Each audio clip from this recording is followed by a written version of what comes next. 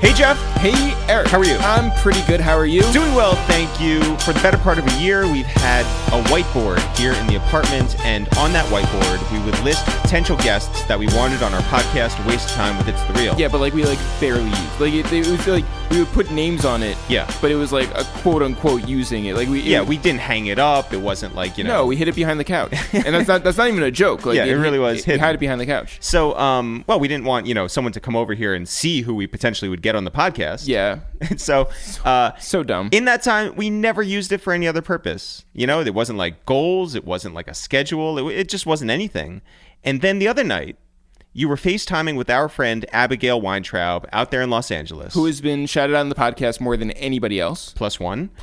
And she, I asked her what was for dinner, and she showed me on the FaceTime their whiteboard, she and her boyfriend Josh, and they had dinner listed for the next week like a smart person. Yeah, well, because we're so dumb and so used to just getting your meals when the inspiration hits. Right. We've never had a lot of stuff in our refrigerator. We've never had a lot of stuff in our cabinets. Not usually. No, because we just go to the store and you'd get that meal. But we have been cooking meals 3 times a day for however long we've been inside. Yeah. And now we actually have a schedule. And that, Jeff, is how real people live.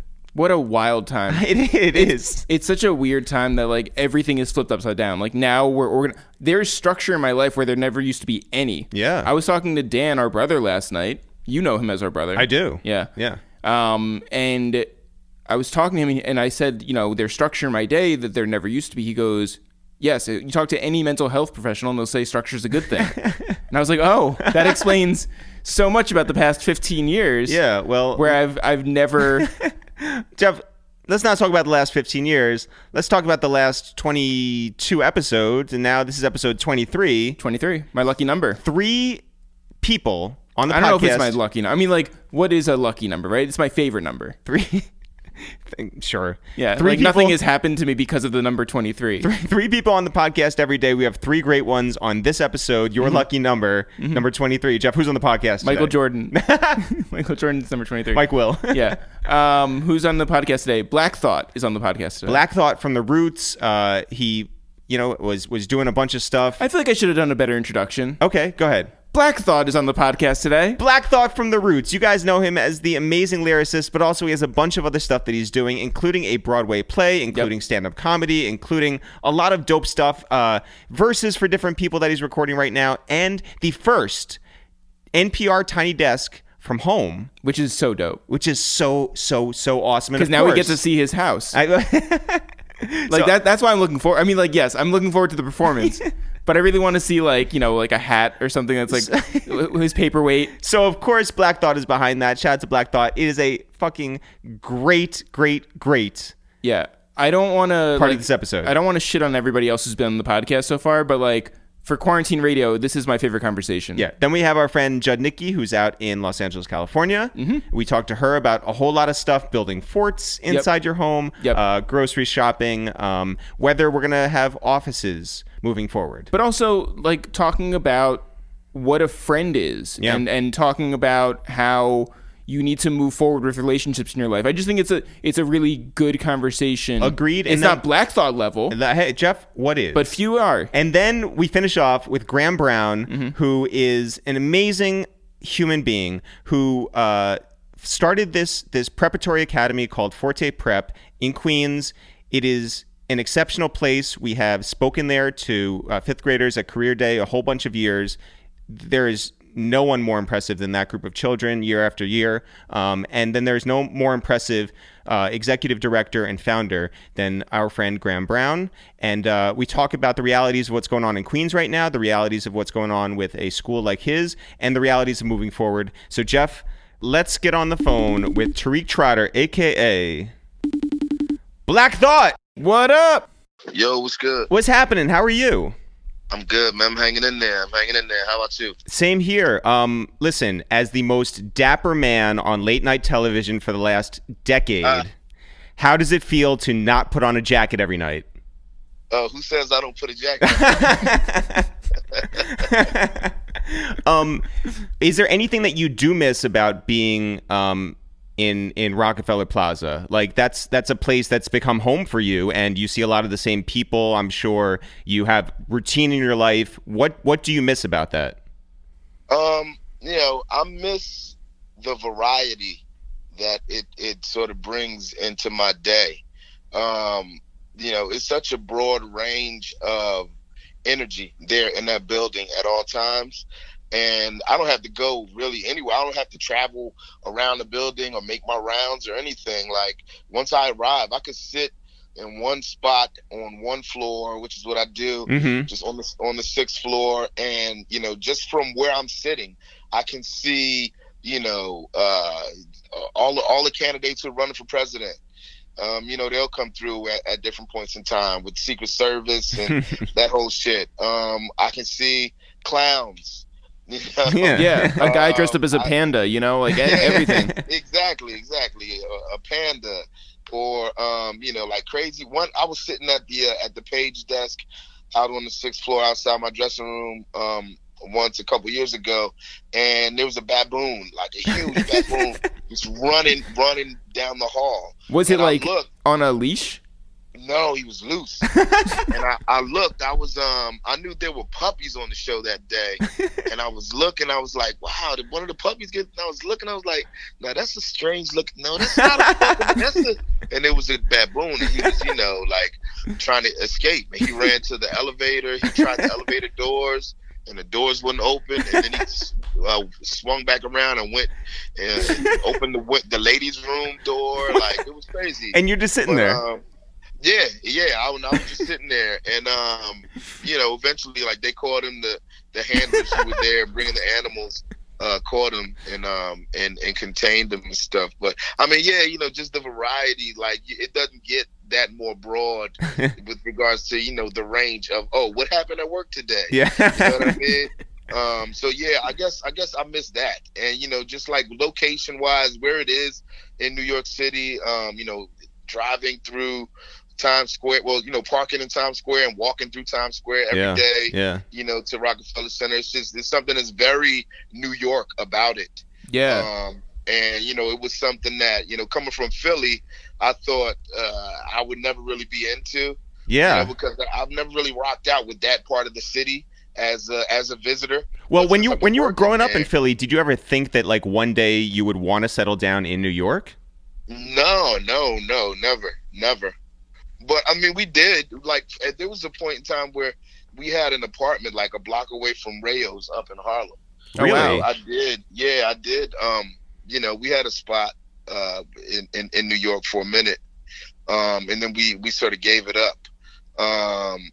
But yeah, I never thought that it would be something that I'd do on the regular. And now here I've done it, probably 3,000 times. Crazy. Yeah. I've driven to Times Square, parked, and walked through that area and into Rockefeller Center. And so I guess I miss that. I miss my daily routine. I miss the randomness of my routine, if that makes any sense. Yeah. I mean, like, is there anything that, are you able to, when you're at home, like, just like relax? Are you able to turn your brain off? Because, like, I feel like your brain in particular, like, you're always just like thinking of new things and new ways to play with them. Like, I think that you're a very active mind. Yeah, I do. I have a very active mind. What do they say? The idle mind is the devil's playground. Yep. Yeah. Yeah. So I have an active mind, and it's still the devil's playground. So I'm always, just thinking of, I'm always going, just a million miles a minute, but on the inside. Yeah. And I try not to really show it. I try and not drop my chill, in that, but I'm always trying to create and always just trying to stay a few steps ahead. Yeah, you're like Beyonce, where she's like running around and doing everything, but also in heels. But that's like everything that's like. Yeah, straight up, and also in heels. Tariq, how are you sleeping these days? My sleep schedule is crazy, man. Like, last night, I went to bed at around 10:30.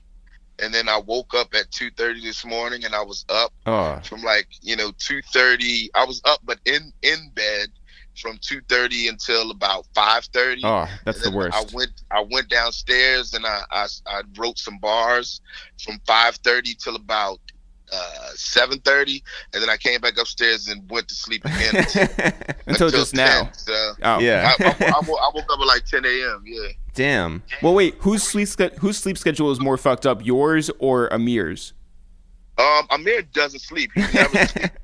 He's never slept. He always just works and creates until he like just breaks down. The wheels literally fall off, and then he'll catch himself and then just pick up wherever he left off. And I've always admired that quality in him, in that he doesn't need sleep. He's on jet fuel all the time. Yeah. Why he has such that kind of output, you know what I mean? Yeah. Out of all of the members of the Roots, are you concerned in particular about anybody's hairline after all this is said and done? Ooh, good question. I mean, when this is all said and done, Kirk's hairline is a wrap. His hairline is a wrap. I always talk about how his hair is hanging on by some threads anyway. So his shit from the back, it looks like he's wearing a tiara. Yeah, I feel like it's safe to assume that he's gonna go the route of like a James Poyser. Oh my God! Or something, any day now. Are you? Do you instill any routine in your life right now, like when you're awake? Like what's the structure? There isn't very much structure.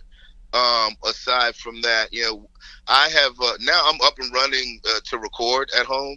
So I so that means you're your own engineer? Well, I mean, I'm learning how to be my own engineer. Wow. Just for infection's sake. Yeah. But I've always had an office space above my garage that is kind of like I guess my man cave. Space that I never really rocked out in it that much. But since this whole quarantine shit has been happening, I actually put some equipment in there, and I've been recording. So I try to at some point every day just go into my office now, just to get away from everything else that's going on in the crib. And I'm just blessed, to have the option of an alternative space. And then, I try and get in there and create something, write something or read something or, do some sort of art thing if for nothing more than an hour or so every day. Yeah. Well, what are you reading? Recently I've been reading, people suggest stuff and recommend things, reading materials to me all the time. And often I always make a note of what to grab. Make a note. It'll be read this, or I have a personal assistant, my homie Sasha, and I tell Sasha, go remind me to get this book or to get this essay or whatever. And then once I get it, I never really find the time to actually read it until I have a flight to take or we have So I've been sort of catching up. This past 2 weeks, I've been reading two things. One is this book called Ragtime that was written by this guy, E.L. Doctorow, which I feel like he has to have made that name up. His name is E.L. Doctorow. He's the guy that records with Killer Mike. It sounds like a lucha libre. Yeah. You know what I mean? E.L. Doctorow. But what's interesting about this book, Ragtime, and really just this author in general, is that he writes in a cadence that's comparable to a rhyme. That's dope. And it was referred to me by a brilliant writer, Ta-Nehisi Coates. Yeah. He's a brilliant writer. His book Between the World and Me, changed the literature landscape recent years, and then most recently he put out that book, The Water Dancer. It came out September, October. But that being said, Coates is one of my hugest fans. Yeah, and he writes he's inspired by the way I write to write what it is that he writes. That's and so awesome. I'm one of his favorite, writers, because it inspires him to write, just in a particular cadence. And so he referred some books to me by other authors who inspire him in that same way. And this Ragtime by El Doctoro is the joint that I've been from him in recent weeks, the past couple weeks. And then there's another book that I've been reading that's a collection of poems. It is it's called Felon. And what is the director's name on Felon? It is, I think, dude's name is Reginald Betts. It's Reginald Dwayne Betts, and the book is called Felon. It was referred to me by a brilliant painter and collage artist whose name is Titus Kafur, and Titus recommended this book to me because his friend wrote it. And it's a short read. It's like a short collection of poems, but it's witty and just timely, and and it's inspirational. So those are the two things that I've sort of been, like going back and forth between recently. That's awesome. That's dope. Yeah. I feel Eric and I were just talking about this. I feel like you were one of the first people in DJ D Nice's Club Quarantine. Oh yeah. What was it like when there were less than 200 people in the room? When there were less than 200 people in there, it's weird how real that, like that room felt.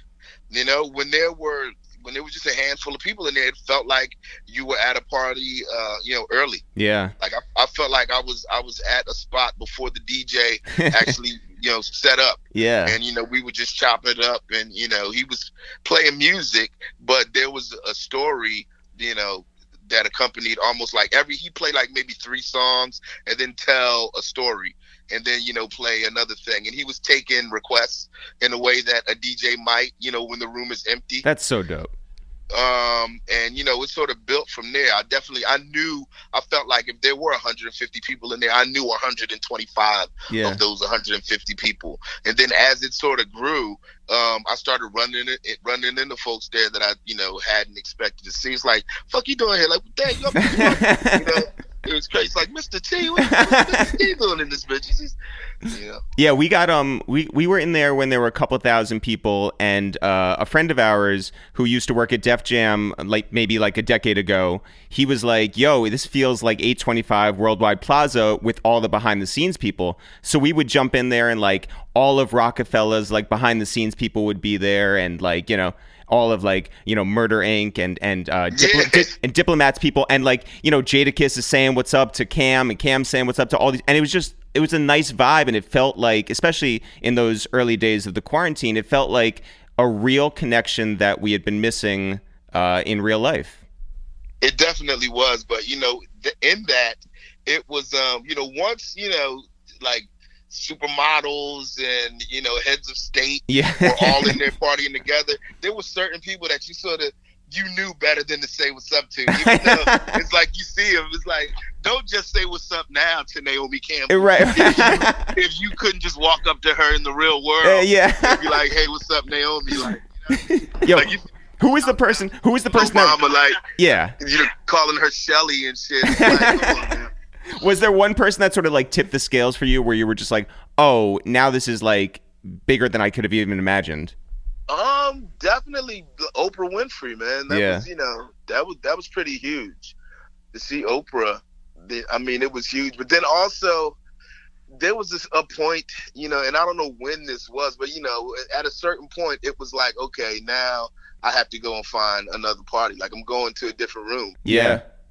It's too many motherfuckers. Well, and that's been cool too, to see at the top of the Instagram screen, you see Green Lantern is spinning somewhere, or Static Select is spinning somewhere, and it's all different vibes just blaze and everybody, and it creates this cool thing that feels like Webster Hall or something, Yeah, definitely. It's a virtual, a structure, like a complex with something different happening in every room. Yeah. So as Philly as you are, and like we said, you've been very much a part of New York's fabric for the last 10 years, I think more even than your late night experience, seeing the news that you were going to be involved in your own Broadway project was pretty damn New York. Can you tell us about where that was before this hit, and then what the future holds for you guys? Right when this thing hit, we were in the middle of a workshop that was probably our fourth workshop over the past 3 years or so. We've been working on this project for, well over 5 years now. And we were approaching, completion. We were at a point with the story and composing, arranging, and just with the arc of each character, where all of the kinks have been worked out. Because, we did, a couple years ago, we did a 1 week workshop, and then 6 months after that, we did a workshop for 2 weeks, and then 6 months after that, we did a workshop for 3 weeks. And at this point, maybe 1,500 people have seen the show already. Really? Each time we show it to someone, or each time we read it to a group of people, there are notes that we take, and we go back and we sort of make it better. So this was like the last workshop that we were trying to get in. We called it actually on a whim. It was like a last minute workshop that we called on an impromptu sort of tip before we go into actual rehearsals. We're scheduled to go into rehearsals, I think, on August 31st. And the show opens off Broadway right now on November 5th. So at this point, we're still on schedule to open. But that obviously might be pushed back to the top of next year at this point. But right now, we're still on schedule. But we were in the middle of a workshop. I guess we had a reading that was going to happen on Saturday the 14th. Oh my God! And Broadway shut down that Thursday afternoon. So just a couple days before what was going to be our final workshop reading, they shut. Tariq, what was the last thing that you hoarded or bought or you needed for this time of just lockdown? I bought lots of recording equipment. I had to get a new computer and some speakers and an interface and that whole sort of thing. A hard drive and all that stuff. I've been buying as many supplies as I could find. I scour the internet and scour the black market for for toilet paper and disinfectant wipes and that whole sort of thing. But I've also been taking advantage of some of the sales that present themselves. Patio furniture. I got my son a jungle gym and nice. A in-ground trampoline. I got some furnishings and stuff, some stuff to hang on the wall in my office, since I'm gonna be spending more time in there. Yep. I've been buying kicks. Nothing's gonna stop me from buying clothes and sneakers, no matter what. Even though nobody can see them. It doesn't matter. It doesn't matter. If I'm going to hell, the devil is gonna be like, damn, those kicks are dope though. Wait, do you have more hats or more shoes? I think I own. I don't know. I keep more hats than shoes. With shoes, it's a revolving door for me, and I'm always just trying to. I want my shoes to stay brand new, and I'm a creature of habit in that once I find a pair of sneakers or shoes that I'm really rocking with, I'll buy those every couple weeks. Yeah. So I wind up with 4 and 5 pairs of some of the same stuff. So I often have to downsize, and I donate shoes and I give shoes away. A couple of my kids wear the same size as me, so that's dope. They look up, and I give them some of my extra shoes. But hats are a little harder to find, and when I find something that works for me, especially if it's like a custom piece, I usually want to keep it forever. So the hats I hang on to a little longer. Yeah, where's actually the best hat district in America? Good question. I'm gonna have to go with New York City, man. Lots of the places that I used to go to have shut down. But one of the tried and true spots in New York City that's always been there is JJ Hat Center, and you can go there and you can buy something, sort of off the rack, or you can have a consultation and get something custom made from JJ. And then my good friend, I knew someone who used to manage JJ Hat Center for very many years, and he's branched off and opened his own shop up in Harlem called the Flame Keepers Hat Club. And Flame Keepers Hat Club is like just the dopest stuff from JJ Hat Center. JJ Hat Center is sort of all encompassing. You can go there and get one of those hats with a propeller on the top. And you can get, the fedora that Run DMC used to wear, or, and everything sort of in between. But Flame Keepers is more, it's like the Dapper Dan of hat stores. That's what's up. Yeah. Have you been cooking lately? How has your food intake been?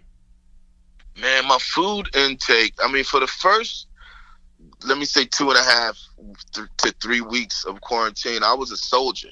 Like I was already on a strict sort of dietary regimen, and I kept that in play for as long as I pretty much could. But then around a week to a week and a half ago, now it's just all grilled cheese. I just fell off. I fell all the way off, man.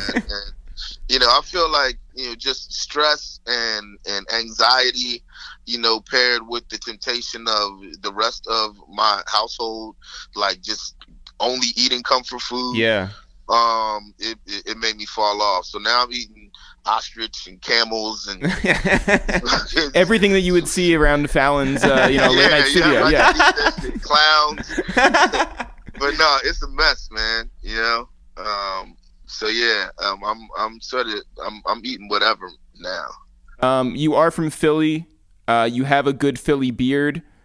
Freeway also has a great Philly beard. I want to know who's somebody who is an uncelebrated Philly beard, like somebody who has a very uncelebrated Philly beard.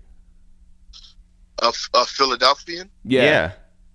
The underdog of Philly beard game.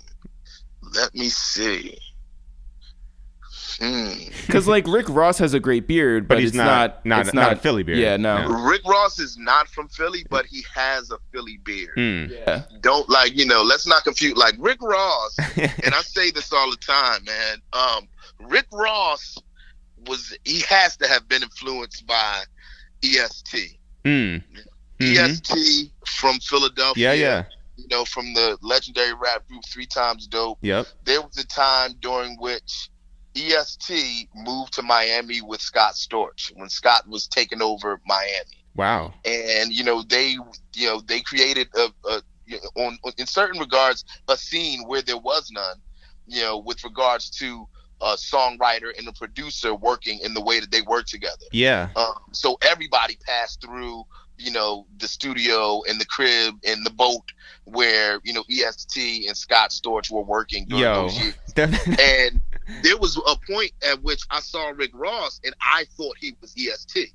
I know EST very well. I've known him my whole life, and I saw Rick Ross at one point and I was like, oh shit, it's ES. And it wasn't. It was Rick Ross. There's no one in Miami that rocked those that particular style of sunglasses or their beard in that way, or just moved in the way that Rick Ross moved before EST came to Miami. So whether it was like a direct like if he bit ES's style, or if it was like more like a subconscious influence, he was definitely influenced by EST. That being said, like Ross's swag, I feel like it's evolved over the years. For sure. But he came through the door, like, the Rick Ross that we know and love, that we all became familiar with since, that song, Hustlin'. Hustlin'. That's the Rick Ross with the Philly twist. Tariq, It's funny you talk about like decamping down to Miami. People go like all over, like, you know, Rolling Stones went to like, you know, France to record. People like to like set up shop in different places. I know you guys, you know, would record early in your career. You guys went out to London. You've recorded certainly in Philly and New York. Have you guys ever gone to a very like sunny tropical place to record? And what kind of like mood would that? Yeah, how did that affect you guys? Yeah. No, we've never gone like to on a retreat in that way. We went to London, which is the farthest thing from sunny or tropical, and we went there when we were broke. So it was just, you know, it was just completely different. Yeah, I think, you know, certain people go to London to record, like the Kanyes, and, you know, certain people go to London to record and they like rent out a museum or a palace. Yeah, or some shit, and that's where they live. But we lived in a flat, like a 1-bedroom, or maybe it were 2 bedrooms, but 2 small bedrooms in a little flat out there. So we were we weren't living in the projects, but the projects were on our block. Man. And we lived above a post office, and it was, you know, just real deal London, and it felt, you know, super UK. And yeah, I feel like it was, I don't know, our music felt very working class. Yeah, for sure. You know, the only other retreat that I've gone on is I used to go to work in LA a lot. Like whenever it was time to write a new Roots album, first Dice Roll and I, we would go to Miami to hang out with Scott Storch for a while and get those, you and know, Rick Ross or EST or whoever, you know. Yeah, exactly. So we would go to Miami for a minute. We would go spend a little time in Detroit with Jay Dilla. Yep. And then I would go out to LA. And yeah, I went, you know, I always enjoyed what the result of me having worked in LA sort of, you know, would turn out to be. So some of my dopest joints, I feel like were written out there. Just in LA, everything is spread out just enough. Yeah. For you to sort of get a good listen to whatever it is that you are about to work on, or whatever it is that you just did, and you sort of can make mental notes. It's just enough time that, you know, sort of goes by in your commute for you to figure out what to do next, sort of thing. Yeah. And you know, it's just I'm always active in a different way in LA than I am in New York. You know what I mean? Like the whole just getting up, like it's like you a sucker in LA if you don't exercise. Like you feel like you played yourself. Like, you know what I mean? You wake up, it's like, dude, it's 10 o'clock in the fucking morning. Like you missed the whole day. You know what I'm saying? Like, dude, we went hiking and we did, you know. Yeah, Runyon Canyon, the whole thing. Exactly. So I'm just motivated in a different way. Yeah. You know, it's hard to really explain, but it made me move to LA. I moved to LA at one point from around 2003 to 2007 or 8, like right before we really decided that we were going to do late night. Yeah. Yeah, I was LA based, and I had no intention of moving back to the East Coast. Really? Yeah.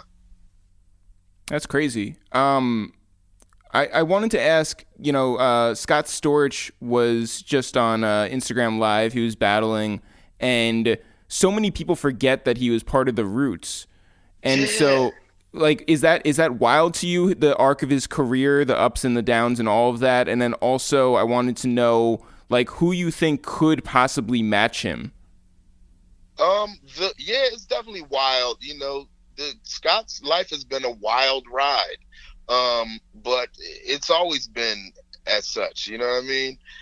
Scott is a rock star, and he very much, you know, he was a rock star producer as a kid. Like, you know, when we first met him hanging out in a studio called the Nebula Zone. And he, you know, he was sort of destined for greatness and destined for valleys and peaks. You know what I mean? I feel like it's just in him in that way. But Scott is authentically Philadelphian, and he's not like, oh, you know, he's from Philly, but he's from the outskirts in the suburb. Like he's from fucking Philly. Yeah. And you know, he's seen some shit, and I feel like that's given him a super thick skin. And because of that, I've always known him to be able to bounce back from whatever, you know what I mean? So, yeah, I don't know. Scott, yeah, people forget that he was a member of the Roots before because of the time during which he was actually in the Roots, we weren't famous. Yeah. Like, we weren't known for shit. And, Scott, before we had a record deal, Scott had his own record deal. He had a record deal with his homeboy Cam, and they were signed to Rough House Records. Really? So he's always been about, well, if this thing doesn't work out, I got my own shit. And the Cam thing didn't pan out in the way that, he had planned, but, he got an advance or two off of it. He was always a hustler in that way. Yeah. So they did some stuff, and then, the Roots started bubbling, and we got our deal. So he did some stuff with the Roots, and we shared management for years. So like the late Rich Nichols, who managed, yes. Who managed the Roots, he managed Scott Storch. I think he knew Scott before we knew him. Really? So he knew Scott longer. Scott actually used to live with Rich in, on the most murderous block in West Philadelphia, probably to date. So yeah, that being said, he, we shared management, and when, the opportunity presented itself for him to start placing beats, our manager Rich Nichols, as well as Derek Jackson, who was instrumental in us getting our record deal with Geffen. He was an executive at Def Jam at the time, and they were able to start selling Scott's beats. So it was an opportunity that he sort of had to take. He would have been a fool not to. And then I feel like that was his introduction to to the game in a lot of people's eyes. Absolutely. In the Roots, he was pretty much a producer behind the scenes, but even in that, he was responsible for lots of the Roots classics. And if he didn't just full on produce them, what he brought to the table and what he added sort of made the song on our first three albums. Yeah, easily. No question. And he was responsible for producing "You Got Me," which was one of our most popular. It was our first Grammy, and and when he pulls that out in the actual battle, it really does like knock everyone over. It shuts shit down, because it's like, oh shit. Yeah. Like, I think it's dope that people sort of forget, because it gives him just that leg up, especially if you're going song for song against someone else's catalog. Yeah. But who else? I don't think Scott being paired with Manny was a good match. I don't think that was. I mean, it was entertaining. Sure. But I feel like it was a mismatch in that way, because Scott is a different sort of producer. He's not just like a beat maker. Right. You know what I mean? Yeah. Like I think a good battle, for Manny Fresh, I would have loved to see like DJ Paul or Juicy J and those guys against Manny. You know what I mean? Or like DJ Toomp or somebody, Yeah, exactly. I feel like something like that would have been dope. But who I think would have been a more balanced battle for Scott? I don't know, man. Hard to say. It is hard to say. It's like the T-Pain one was weird too. Oh, the original matchup? Yeah, the original where matchup. It's going to be Scott Storch and T-Pain? Yeah. Yeah, it's hard to match someone with, that kind of catalog. But listen, Tariq, we're sending all our love to you and yours. Please stay inside, stay safe, and keep staying creative, because we are very much looking forward to whatever you are recording in your man cave above the garage. And man, I did just in this past week, me and Salam Remy did 3 new joints that are crazy. Oh shit. So we'll probably give me another week, I'll probably have another album done with Salam. We're here for that. I've done a couple features that I don't know if it's cool to make mention of, but I've jumped on a couple records that are crazy. I'll say this, I think it's cool for you to tell. Yeah, it's fine. Yeah. Well, I got this one joint that I did, Smoke Dizza. Oh, it's our guy. Yeah, he has a new album with Flying Lotus. Yeah. And I jumped on the record with them. That's one of the few features. I've done like 3 features in the past week. Shit. I shot an episode, the first at-home edition episode of NPR's Tiny Desk. Awesome. I saw that was coming up on the there was a Roots schedule that came out this week. Yeah. We're getting the Roots YouTube channel popping. You know what I mean? We've been doing some serious programming there, and we're getting our subscriptions up, and that's where you're gonna be able to sort of keep up with everything that we're doing. Not just Questlove and myself either. Just all the guys are contributing content that's all super dope. So you're saying we're gonna be able to actually see in real time where Kirk's hair is looking like? Yeah, because he's got his guitar stories, man. He's telling. Yeah, he needs to do hairline, the Broadway play.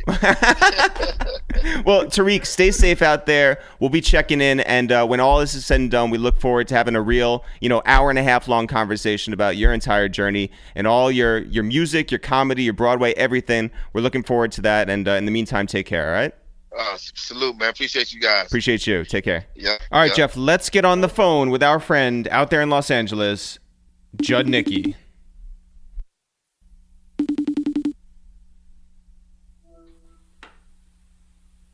Hi. Hello. I don't know why I expected quarantine radio to be... I was like, how are they going to work this video situation? Can y'all hear me? Yeah. How are you? Okay, I'm charging my phone so y'all are on speaker instead of me being on, whatever they call it, AirPods or whatever the fuck. Oh, listen. Sorry, Rembert. Nikki, what is the thing from the pre-COVID world that you left behind that you do not miss whatsoever? Going into work. Yeah. Physically leaving my home. Do you think that's ever going to return? No. Like, are humans ever going to go back to work physically, or am I ever gonna... I know you're never going back to work. I feel like there's this thing where like people used to go into offices, right? And I don't know that people are ever going to have to go into offices anymore. I did see Anthony Fauci yesterday was like, hey, if we never shake hands again, that'd be great. Mm-hmm. So maybe we do, we just do change everything. Yeah, I think you guys are correct. And I also don't think we're going back to offices, because I think by the time we figure out how to go back to offices, the economy demands that we figure out a solution way before that happens. Yeah. I'm curious as to whether we'll have an economy going forward. I mean, that's the real question. Yeah, it's like I think if you think about it, by the time by the time they open schools again, teachers will have such a vigorous distance learning curriculum that the schools are just gonna be like, hey man, this is cheaper. Why don't y'all just keep working on that? Yeah. Yeah. Nikki, how have you been doing food wise? Did you go out to the grocery stores ahead of time and just grab everything you could to, freeze and put things in cans or whatever? Or have you been calling in for takeout? How has your food schedule been? So I am doing really well with food. Today makes it an exact month that I've been on quarantine in my house, and I keep a pretty rigorous pantry anyway because I cook a lot and I stay in the house a lot. Yep. And also I'm a freelancer, and I don't know if other freelancers do this, but whenever I have money, I fill my house with food so that should shit go awry, I never have to worry too much about food. What about weed? Yeah, I mean, there's always a lot of weed in this house. It's just that if there's weed in this house, it's also being smoked. Right. So, yeah, I've been very lucky this year to buy more weed at one time every time than I've ever been able to. Very awesome. Which is the way I used to be able to do it like that in New York, but that was because I also lived with another human and we shared the expense. Right. So it's nice to be able to do that alone. I guess that's called economic growth. Yeah, look at you. This is maturity.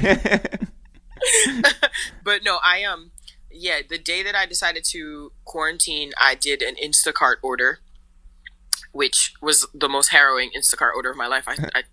We literally texted for an hour. I could have just called someone and walked to the supermarket. And I did that. And then the next week I became obsessed with all these different especially in California, we have a lot of CSAs. A lot of restaurants have been selling their food product as like boxes rather than as just as takeout. So you know us in California and our produce. Yeah. So I went to the grocery store on Monday for the first time in the month that I had been in. It was the second time in the month that I had been in quarantine that I went to the grocery store. Was it crowded?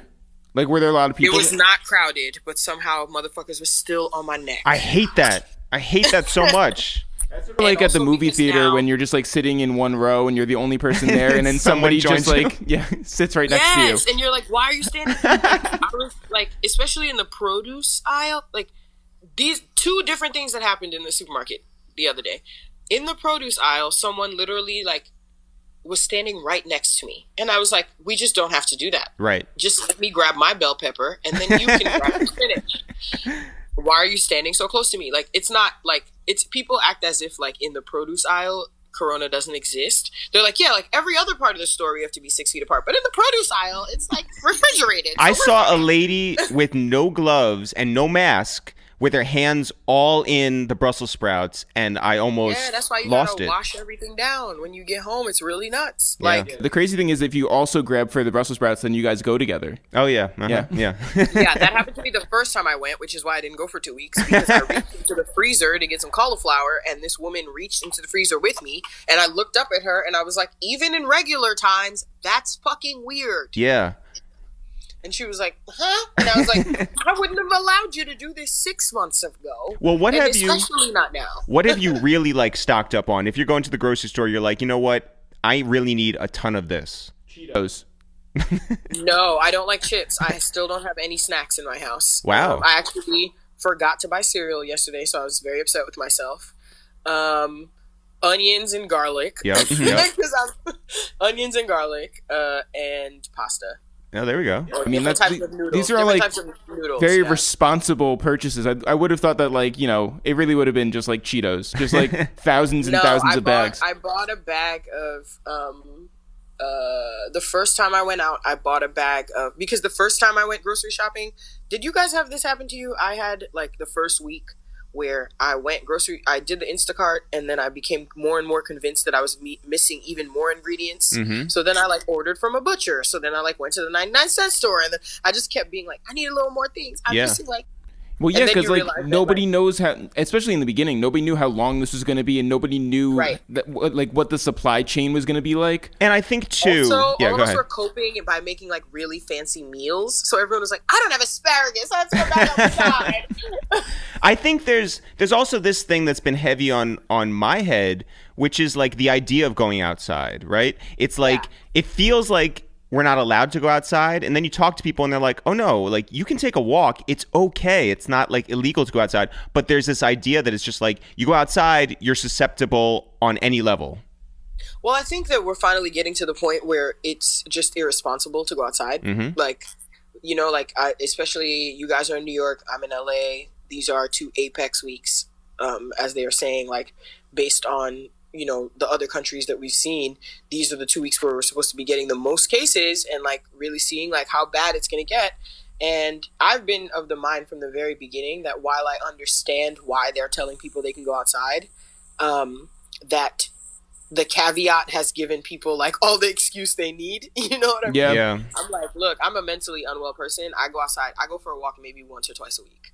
Because the anxiety of being outside and seeing people who don't have masks on or are sneezing into the air or spitting onto the street. Also me, I spit a lot. I don't really need to be outside. Like, and so like, it's just, I think I've been of the mind of not going outside, especially because I always knew that when it got bad, that was what was going to happen to us. Mm-hmm. You know what I mean? Yeah. So I'm like, why? I was like, I'm not about to tease myself with like, oh, I'm going to go for a walk every single day. I'm like, once a week, it's worth it to go outside, get the change of pace. For me, I don't know what anybody else's pace is, but I've taken it to really being like, I'm really not going outside unless it really feels like I'm about to go crazy. Yeah. Well, speaking of being crazy, I noticed that one hobby that you picked up was building a fort out of sofa cushions in your living room. I'm going to take the opposite side. I'm going to say that maybe Nikki got it right. No, I think you did. But my question is, like, what other hobbies out like that you haven't shown the world exist? Have you picked up? I am coloring Awesome. a lot. The coloring book. I ordered a 1,000, I don't know why it's designated Japanese designs book. I don't think they're specifically any culture, but I bought these like insane. It's like one of those insane, like, you know, everything's symmetrical kind of like, but there's like 17 different layer like designs. Yeah. And I bought like twistable crayon pencil. It's like colored pencils, but because of the way that they're made, they kind of give you a crayon effect also. So I just have like I literally keep you know, like those bed trays that people have so you can eat like in bed. I keep them in one of those so that it's like they can spread out, but you're like in a nursing home, but like a nursing home for yourself. But I mean, I don't understand why anybody would not be trying to act like a grandma right now. Yeah. Like inertia, hibernation, and old senior citizen living is your best. Like whatever your grandmother does all fucking day, that's what you need to be. Like, you want to talk about someone who's inside and doesn't do much throughout the day? Like your grandparents are So that's what I did, and I built a fort because it just made sense. Like I always Nikki, you don't have to explain your art to me. Okay. I was like, thank you. No, coloring and my plants. And okay, so everybody knows that streaming, you know, music has been down a lot. Have you been listening to anything? What gives you comfort to put in your headphones? I have been doing nothing but listening to music. So I actually have not been able to. I have not watched one new show since in the month that I have been home. Well, like I've watched like documentary series. I've watched documentaries, but I haven't like started a new series, or you know how like people are like binge watching stuff. Yeah. I haven't watched Ozark. I haven't watched anything because I actually haven't really sitting still to watch TV. I just end up falling asleep a lot. But I've been listening to music. I've just been catching up on tons and tons and tons of music. And what's been on replay? Yeah, so it's new stuff as opposed to like old stuff that you find comfort in. Both. I have the most. What actually has been happening is I have an abundance of playlists because all my friends made playlists, and everyone's making like 20-hour playlists. So I'm like, okay, cool. I guess I'm listening to this. Like I put on my friend's playlist last night before I went to bed, and like cut it off right before you guys called. You know, like yeah. So what friend is that? A lot of, huh? What friend is that? Like, I mean, like, you know, shout out. Zach. My friend Zach Sakoff made a playlist called Yearning. And it's like pinkish and bluish tone songs, mood songs, which is like, I'm a big color. If you ask me what mood I'm in and music I want to listen to, color is a really great way to describe that. But yeah, I've been listening to a lot of emo stuff. It feels really good for the time. Feels like there's nothing too sad to listen to right now. I've been listening to the Party Next Door. I wouldn't say the album, but the songs that I like on the album have pretty much been the only things I've been listening to. The one with Rihanna. I think that we actually, I love that song, but it's not on my repeat. Wow. I like it a lot, but no, The News is my favorite song. Okay. On that album, it's just too upbeat. Unfortunately, the Rihanna song. Yeah. Unfortunately, it's just not sad enough.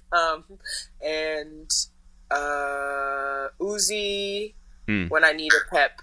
But like, yo, you guys, we have so many DJ friends. We do. That, no, if I can like, be honest, I spent the first 2 weeks just listening to IG live DJ sets. Yeah. Like, it's pretty incredible to see people get better and better with the technology too, you know, because at first it started off where they're just like playing with speakers like in the background. It's like, you know, some will be good, some won't be good, but now people are learning how to like feed the audio into the phone, so you have a direct connect and they have the microphone, so it feels like you're really there with them. And I think the environment's just been really dope overall. Also that And Instagram was able to you know, make it available on desktop too, very cool, because now you can use your phone. Yeah.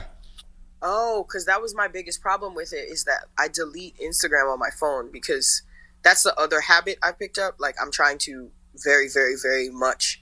I think I'm finally ready to really stop using social media for a while. Wow. It's just too hectic. It's too hectic. It brings me down so fast. Yeah. And the jokes don't bring me back up. Yeah. Because usually Twitter can bring you down, but the jokes are what you're there for. And you're like, one good joke and like, I'm back in this. And I've just found, especially in the past week, that like I haven't even looked at Twitter today yet.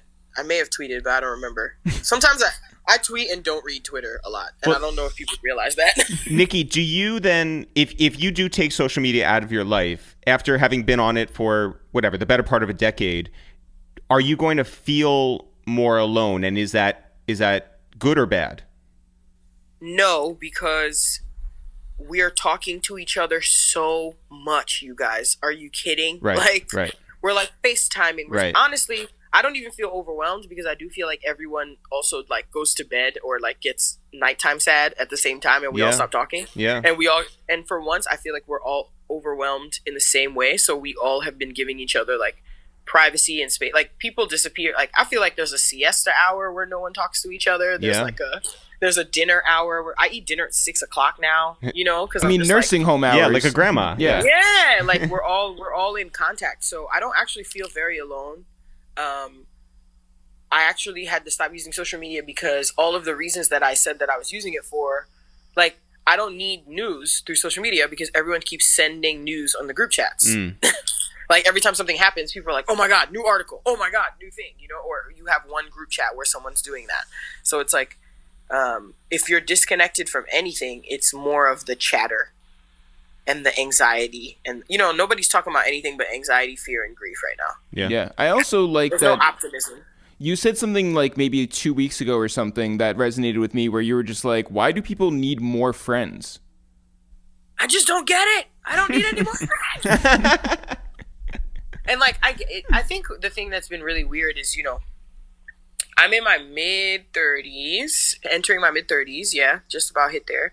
And like, this is like the time where everyone who's old, yeah, thanks. Everyone who's older than me has said like, this is when you really like start to feel good about who you are, and at least like feel pretty like lucky about who you are. And I think that's also just the fact that you've lived for 3 decades. You're just like, oh, made it. Yeah. And my problem with making friends right now is, I think I'm glad it resonated with you because I'm always worried that people hear it like I'm being a bitch, you know, like, ew, friends. And I'm like, yo, I'm in my 30s. The way that my life has already required the building of a very strong and very solid support system.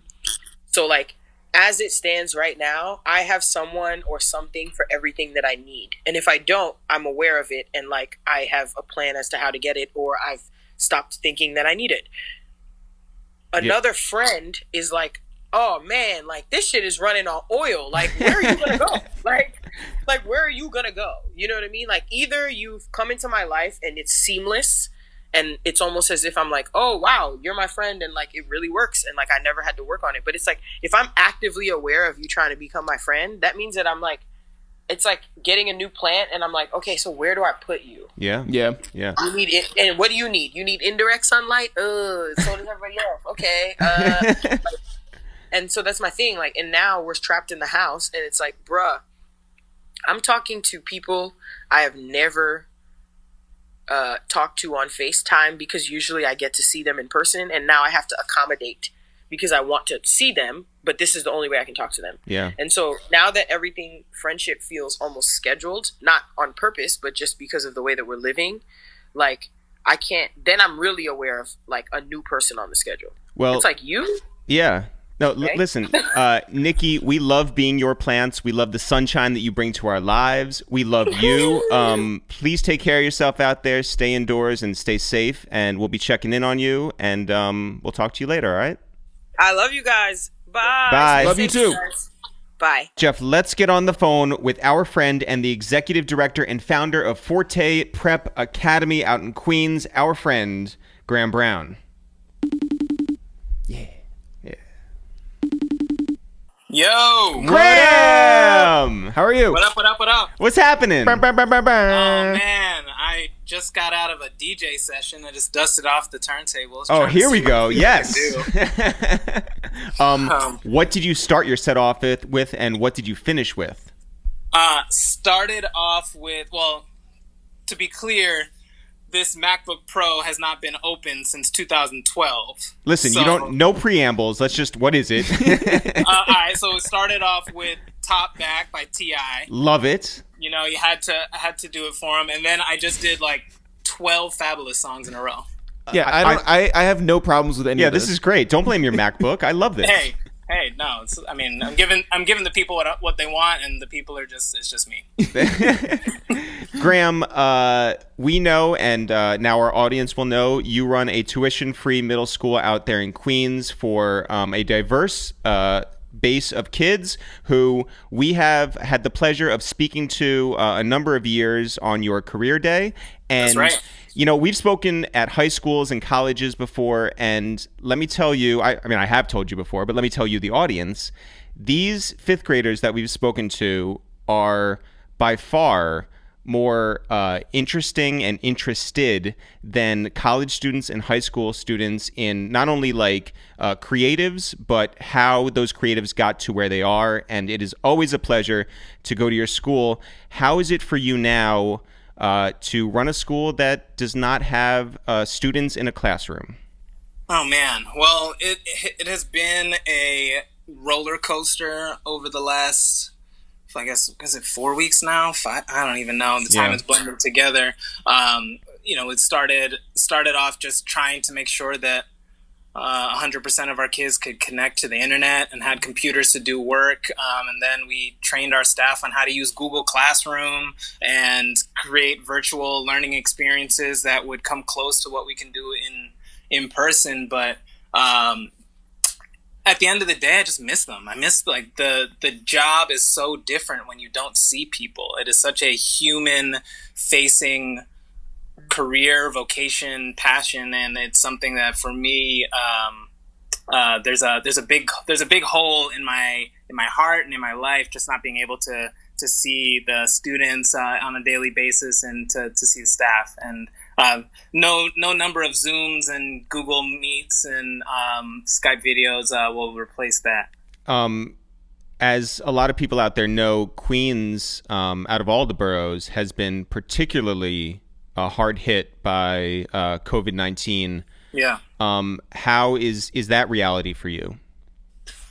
That's probably the realest part, and I knew when we started making plans to close down that the thing I was most worried about was just sort of the economic reality of our neighborhood and the fact that, you know, we on a very typical and common to have more than one family in a one-bedroom apartment, and multi-generational families taking care of older relatives and the like, and there's nowhere to go. It's incredibly overcrowded as a neighborhood. So when we were thinking about having to close school, we took it really seriously because we knew that the crowded, or just the density of our community would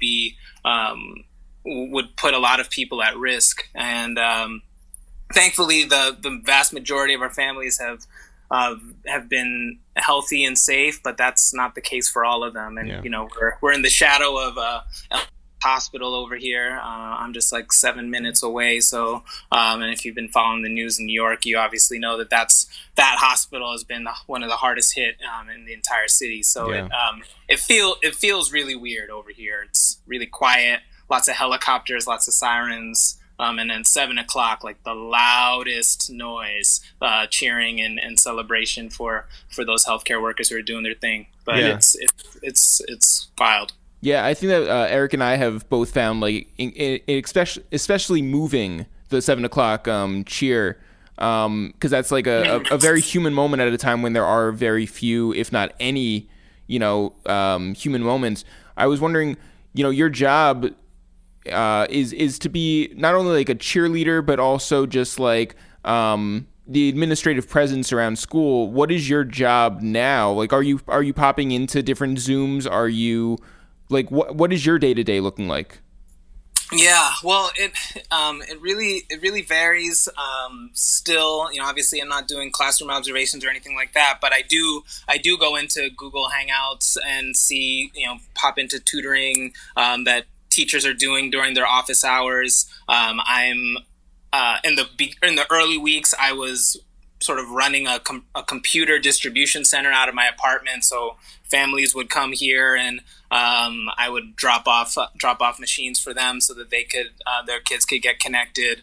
I'm applying for grants and loans, just basically trying to make sure that the technology that we've given out we can replace and repair as needed, and so that we don't have any sort of financial interruptions in the event that things get worse before they get better over the summer. And I also spend time just trying to keep people's spirits up. So I'm thinking about staff culture, sending gift cards for Grubhub, or thinking of our like wellness initiatives that we can do to make sure that our staff stay happy and healthy. But it's so the work continues. My day is just as busy as it was when I was in the school building, but it's just filled with a lot of different stuff.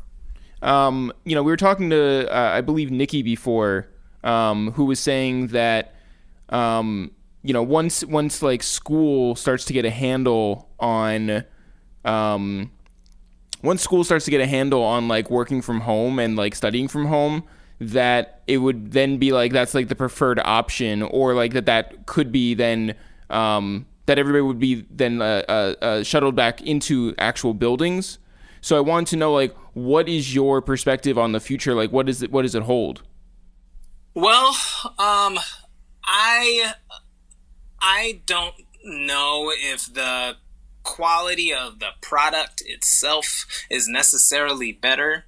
In fact, it does feel like we're missing a lot, especially for our lower readers, our more struggling students who need that one-on-one support in lots of different ways, and this is sort of like the social development and the emotional development that you get from being in a physical building with other people and having to interact with them. So I hope that we are able to get back to normal. But what I think it has done for our school, at least, is it's allowed me to figure out some distance learning solutions to keep students in the game. So like if for example there are students who are homesick but aren't just sort of a general sickness that is keeping them from school, we have now developed some really easy ways to keep them connected and not actually miss out on learning, which is probably much to the chagrin of our 5th and 6th and 7th graders that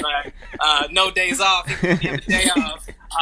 But what I do like about that is that it has allowed our team to develop a set of skills for distance learning that we didn't have, and now we're ready for other versions of this in the event that it happens again, or we have to close our school for some extended period of time in the future. Graham, we met you, man, I don't even know how many years ago, through our mutual friend, the great Graham Browne.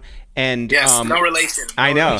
And when we met you, Forte Prep was just an idea. You were building it up, but it had not actually started yet and wasn't a physical presence like it is today. Where in your life did the idea of leadership come to you, and when did you figure out that you were somebody who could build something and lead other humans to do good work? Oh man. Well, I probably goes back to middle school. I grew up outside of Newark, and my family is Caribbean people who wanted to create a better life and opportunities for me, but didn't necessarily have the financial means to do so. And what was instilled in me very early on was that school and education was that path for me and for other people to be successful. And my mom found a scholarship opportunity that sent me to boarding school, which was wild and probably a story for another time. But it was a really eye-opening experience that all the kids I grew up with were just as smart and capable as these kids I am now interacting with and in school with, who are, billionaires' kids and politicians' children and international students, who are all amazing in their own right. But it was just this, the only difference between what our trajectories were now going to be was the environment that we were currently in and the people around us telling us that we could be whatever we wanted to be. And there was a dean of students when I was at school who left this high school, this boarding school, to come back to New York to found a tuition-free school for low-income students in Manhattan, the Bronx, called George Jackson Academy. And I remember sitting and hearing the announcement that he was leaving, and I was like, man, like, I want to do that. Like that's it. Like bringing the mentality and the mindset of a high-achieving environment that's super supportive and warm and encouraging of all types of students, but putting it in the communities where they need them. And that was what kind of set the wheels very slowly in motion, probably in like 2002, 2003. But then, my world and my professional career took a pretty circuitous route. But I ended up in a position to start this school by going to grad school and sort of developing the idea for Forte Prep, which is, college preparatory middle school that provides opportunities and education for students from 5th grade to 8th grade. And it is in a community that needs it. It was in a community not unlike where I grew up, and with students just as deserving. And now we're able to sort of provide that. And I think my passion and like in relentlessness for creating something has led people to believe in me and to want to work with me and follow along with what I'm doing. But man, like the imposter syndrome was super real for very long. Like now that the school is open, I feel pretty confident to say that I am the executive director of it, but because I am.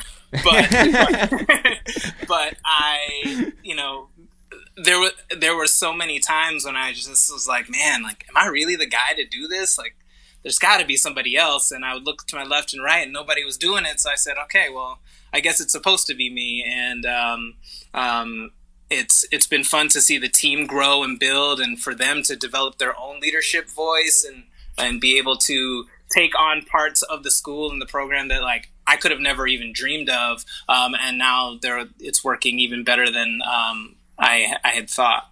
Well, who was the one that, like, when you were questioning yourself and having imposter syndrome, like, who was there to put the battery in your back? My mom is the GOAT. She's just an incredible woman. She's so inspiring, and she always wanted me to sort of push the envelope and take risks. She was always encouraging me to try things. She never kind of prescribed a path for me post high school, post college, and thinking about how much she hustled as a human for her whole life to provide for our family. Always was that sort of reminder that like there's nothing about this that is insurmountable. She had breast cancer a couple years ago and powered through it, and is on the other side of it as a breast cancer survivor. Wow. Which is just amazing. And when I was going through my sort of toughest times building the school over the last 3-4 years, just seeing her courage and her bravery was enough for me to say, like, if she can do this, I can do it too. Yeah, I think too. Back to leadership for a second. I think when you see where there's a lack of leadership in the federal government right now, at a time when we really need it, And when you get down to the state level and you see what real leadership is, or on a mayoral level around the country, you see what leadership is. I think there's such an appreciation for those who care, for those who are empathetic, for those who can really lead. And to hear you say that, of course, you want to look after the kids, but also when you hear, Graham talking about, well, yeah, I gotta look after my staff as well and make sure that they're good and they're of, a level, an even keel through this thing. That's super important, and I think very, very, very much appreciated. So shout out to you for that. Thanks. I can't imagine that it's an easy time financially now for anybody, but especially for a school that depends on donations and outside funding, like you guys are. You have facilities, you have staff, obviously. If people are interested in donating and giving money to Forte Prep to continue on past the months and who knows how long we have to deal with this ahead, right. How can they go about that? Well, the easiest way is just straight through our website, forteprep.org. There's a donate button on the top that will lead you to all the different initiatives that we have going on. Or if you're a donor box person, it's donorbox.org/forteprep. But yeah, I think that the ways that we need to kind of reform and rethink our program, providing distance learning tutoring for kids who are trying to apply to specialized high schools is not something that we had budgeted for and thought about, but our 7th graders are going to be 8th graders and they're going to apply to Bronx Science and Stuyvesant and all that. So like we need to continue to prepare them in different ways, and that requires money that we hadn't allocated. So those are the types of initiatives that we're thinking about in the future. And we're moving to a new building this summer that will finally be like our long-term home, and it needs furniture. It needs it needs a bunch of stuff, and I think with the what seems to be coming down the pipe is a budget cut, or at least a flattening of the per pupil revenue that we would receive from the state. And just because of how crazy this time has been, they're searching everywhere for where they're going to cut funds. And I think education is going to take a hit. And to stabilize our budget, any little bit helps. It is going directly to the kids. And I'm a miser and a stickler about our budget. So I really try to maximize every dollar that we receive to service our students. And before we let you go, Graham, how are you doing? I'm good. It's weird how quickly things just kind of started to normalize, Like, I don't know how long we're going to be like this, but I certainly, after doing all the work to kind of shift the way that we do our jobs and run our school, now it's in a position where it's in somewhat of a steady state, which feels good. So I feel good as a result, but those first couple of weeks were pretty dark, and I was really just like questioning. I was like, man, if this is the job that I'm supposed to have, like, dang, like this is not it. Like, I can't imagine sustaining this work for an extended period of time. So I started to get down on myself, but once we turned the corner where people are able to support students, all kids and families are hearing from us, and we're hearing back from them that they appreciate the work that we're doing, and they're hearing from their neighbors or the cousins or the kids in other schools, and maybe they don't have as much support as we're able to provide, and that keeps me going and keeps me motivated. So I'm in a good spot, and trying to rekindle some old hobbies as well, hence the DJing this afternoon. Yeah. Well, Graham, moment by moment, day by day, here's to a better tomorrow than it was today, And And as we move forward, Graham, obviously we send our love to you. We appreciate you. Stay safe over there and stay inside and stay doing good work. It really does matter, especially now. Thank you for everything, Graham. And stay playing fabulous songs. Yeah. Oh. Yeah, for sure. Here's to looking fabulous and feeling fabulous. And I will definitely hit y'all up when we are thinking about doing our next career day, which will most likely be some sort of a virtual experience. And if there's anyone listening who wants to get involved, they can probably just reach out to you guys directly. Absolutely. Graham, thanks for everything. We'll talk to you soon, all right? All right, sounds good. Take care, you guys. Shout out to Graham Browne, shout out to Judnikki, and shout outs to the great Black Thought. Jeff, are we back tomorrow? We are back every day forever. As always, guys, not for real. Sure. We'll see you guys tomorrow.